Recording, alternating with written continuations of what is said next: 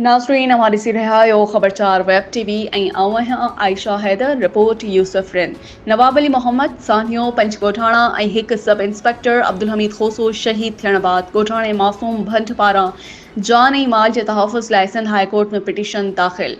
Sindh high court पारां SSP Matiari Mohammad Kaleem के ॻोठाणे की दरख्वास्त ते तहफ़ुज़ लाइ हुक्मनामो जारी। SSP मटियारी कलीम अहमद पारां 2 DSPs अब्दुर्रहमान अरबाब अल्ताफ़ हुसैन आराई ऐं 2 SHOs शरीफ खोसो जावेद इकबाल राजपूत की अगवानी में नवाब अली मोहम्मद भरसां ॻोठ इस्माइल भंट पहुती। वधीक तफ़सील मालूम कयूं था खबरचार के नुमाइंदे यूसुफ रिन सां। जी यूसुफ, छा तफ़सील आहिनि?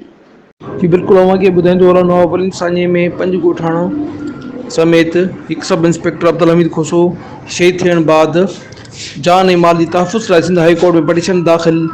सिंध हाई कोर्ट पारां SSP मटियारी मोहम्मद कलीम के ॻोठाणी जी दरख़्वास्त ते तहफ़ुज़ लाइ हुक्मनामो जारी करे छॾियो आहे। इन सिलसिले में SSP मटियारी कलीम अहमद पारां 2 DSP अब्दुर्रहमान अरबाब अल्ताफ़ हुसैन आराई ऐं 2 SHOs शरीफ खोसो जावेद इकबाल राजपूत की अगवानी में दे बम्बई में जो नवाब अली भरसां ॻोठ आहे ॻोठ इस्माइल भंट पहुती, जिते पिटीशन दाख़िल कंदड़ मासूम भंट ऐं ॿियनि ॻोठाणनि हाजन भंट गुलाम हैदर भंट अब्दुल इब्न भट्ट ऐं ॿियनि सां गॾिजी ॻोठ जो मुआइनो कयो। जांच टीम पारां ॻोठ इस्माइल भंट में पिकट क़ाइमु करण लाइ ॻोठ इस्माइल भंट में जाइ जो मुआइनो कयो। इन मौक़े ते जांच टीम सिंध हाई कोर्ट जे हुकुम ते IG सिंध खे पुलिस पिकट क़ाइमु करण लाइ लिखी छॾियो हो। जांच टीम पारां जान ऐं माल जी तहफ़ुज़ लाइ चंद ॾींहं में पुलिस पिकट क़ाइमु कराइण जी यकीन दहानी कराई आहे। जी यूसुफ, अव्हां जी वॾी महिरबानी।